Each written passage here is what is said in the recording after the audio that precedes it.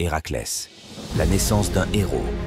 Fils de Zeus et de la mortelle Alcmène, Héraclès était destiné à la grandeur dès sa naissance, marqué par les faveurs et les jalousies des dieux. Sa vie fut semée d'épreuves dès le plus jeune âge, combattant des serpents envoyés par Héra, prouvant ainsi sa nature divine et héroïque. Face à un choix entre une vie de facilité et de plaisir, ou une voie semée d'épreuves mais honorable, Héraclès choisit sans hésiter la route de la vertu.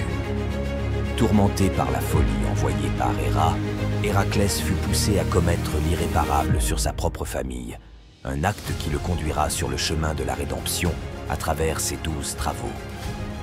Pour expier ses fautes, Héraclès se met au service du roi Eurysthée, débutant ainsi une série d'exploits qui le mèneront aux confins du monde connu et au-delà. Ce n'était que l'introduction. Les 12 travaux d'Héraclès nous attendent, chacun avec son histoire unique et ses défis titanesques. Dans sa quête de rédemption, le premier défi d'Héraclès le conduit à Némée, où réside une bête aussi indestructible qu'impitoyable, le lion de Némée. Cette créature, née de Typhon et d'Échidna, avait une peau que l'acier ne pouvait entamer, laissant les habitants de Némée dans une terreur constante. Armé de sa force divine et de sa détermination inébranlable, Héraclès entre dans l'antre du lion, prêt à affronter le monstre. Dans une lutte acharnée, Héraclès découvre l'invincibilité de la peau du lion. Les armes sont inutiles, il doit recourir à sa force pure. Par sa ruse et sa force surhumaine, Héraclès parvient à étrangler le lion, mettant fin à sa terreur. La bête indestructible est vaincue, non par l'acier, mais par la main de l'homme. Triomphant, Héraclès revêt la peau du lion, un trophée de sa victoire et une armure impénétrable pour ses futures batailles. Ainsi s'achève le premier travail, marquant le début de la légende d'Héraclès. Après avoir triomphé du lion de Némée, Héraclès se voit confier un nouveau défi. Vaincre l'hydre de Lerne, un monstre terrifiant aux multiples têtes.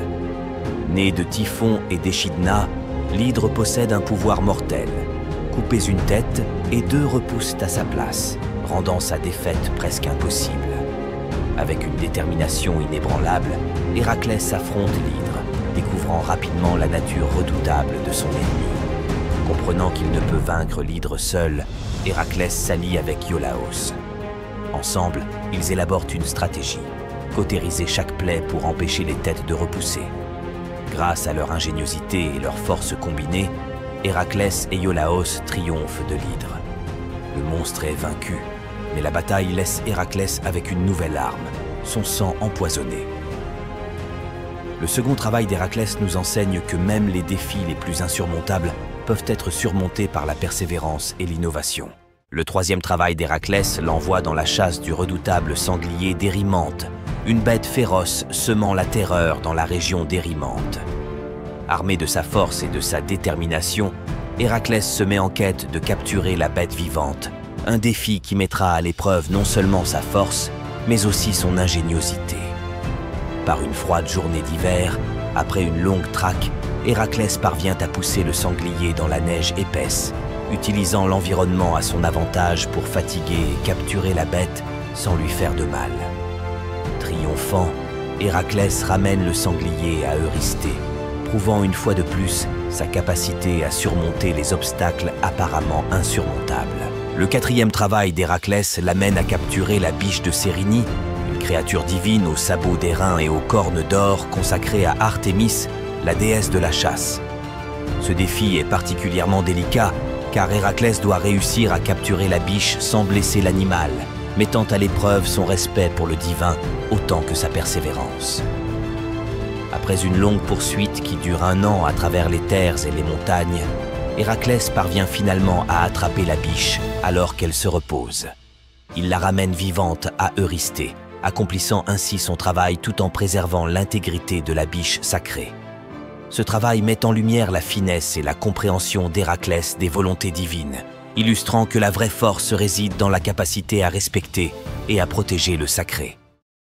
Pour son 5e travail, Héraclès est chargé de nettoyer les écuries d'Augias en une seule journée. Le roi Augias possède un immense troupeau qui n'a jamais été nettoyé, rendant la tâche apparemment insurmontable. Héraclès propose alors une approche ingénieuse.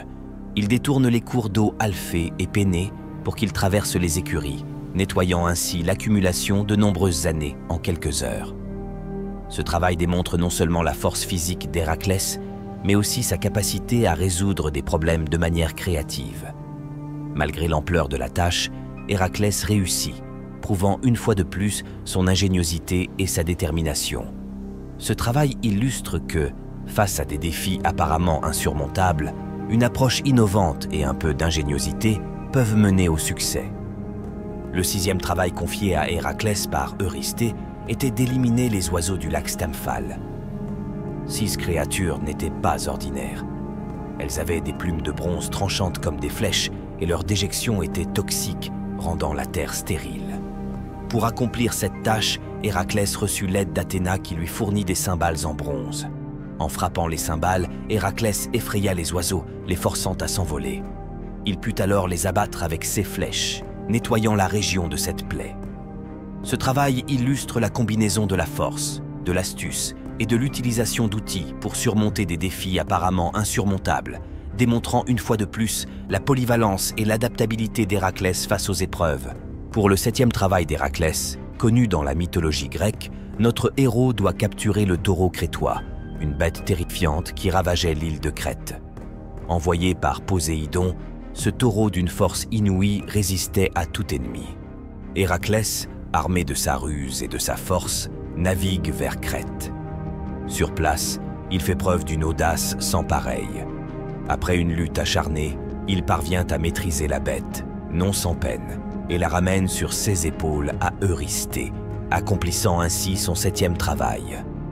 Cette quête témoigne de la bravoure et de l'ingéniosité d'Héraclès, le rapprochant un peu plus de sa rédemption. Dans le 8e défi imposé à Héraclès, le héros doit se confronter à une tâche aussi périlleuse qu'extraordinaire: capturer les redoutables juments du roi Diomède en Thrace. Ces créatures, d'une sauvagerie sans pareille, se nourrissaient de la chair de malheureux voyageurs. Héraclès, accompagné de quelques fidèles, se rend en Thrace où il utilise sa ruse et sa force pour vaincre les gardiens des juments. Dans un acte de justice poétique, il nourrit Diomède à ses propres bêtes, les apaisant ainsi. Par la suite, Héraclès parvient à les ramener à Eurysthée, accomplissant son 8e travail. Cette épreuve démontre non seulement la bravoure et la force d'Héraclès, mais aussi sa capacité à rendre la justice. Héraclès, héros aux 12 travaux, se voit confier sa 9e quête: s'emparer de la ceinture d'Hippolyte, reine des guerrières amazones. Un défi de force ou de ruse? Les Amazones, réputées invincibles, protègent leur reine et ses trésors.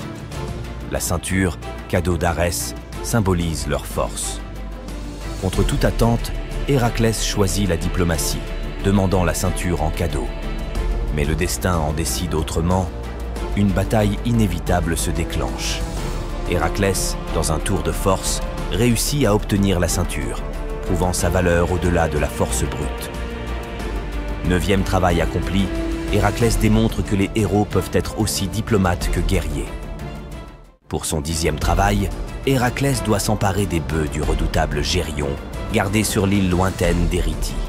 Ce voyage le mène au-delà des frontières connues, à travers des mers dangereuses et des territoires hostiles. Sur l'île, le premier défi l'attend sous la forme d'Orthros, le chien à 2 têtes, frère de Cerbère, et d'Eurytion, le berger fidèle.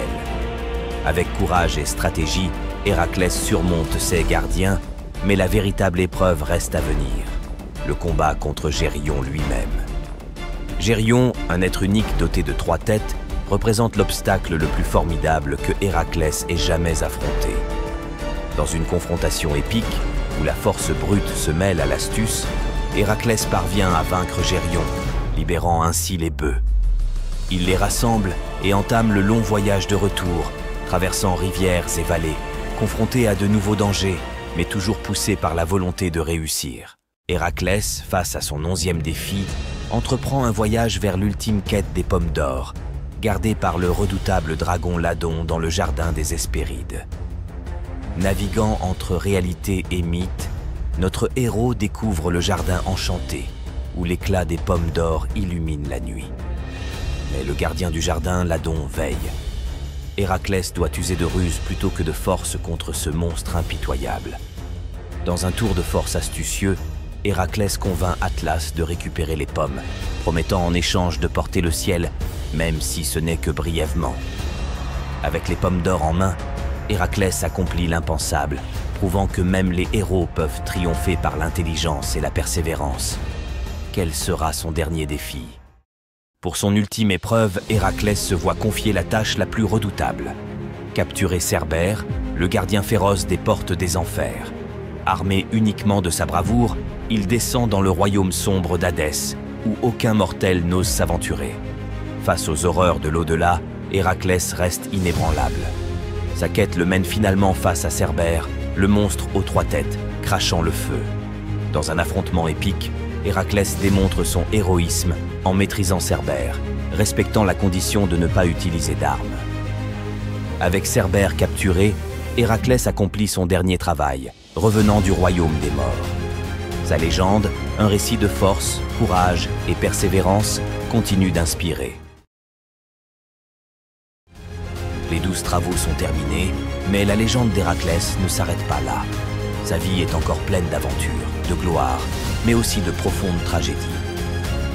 Héraclès continue de prouver sa valeur, participant à d'importantes batailles, défendant l'Olympe et accomplissant des exploits qui renforcent sa renommée.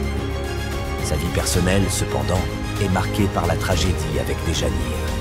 Un amour profond, mais entaché par l'erreur fatale du centaure Nessus. Le destin d'Héraclès prend une tournure sombre lorsque, trompé, il revêt la tunique empoisonnée, le plongeant dans des souffrances inimaginables. Dans un acte ultime de bravoure, Héraclès embrasse son destin. Son ascension à l'Olympe après sa mort symbolise la rédemption et l'éternité de son héritage.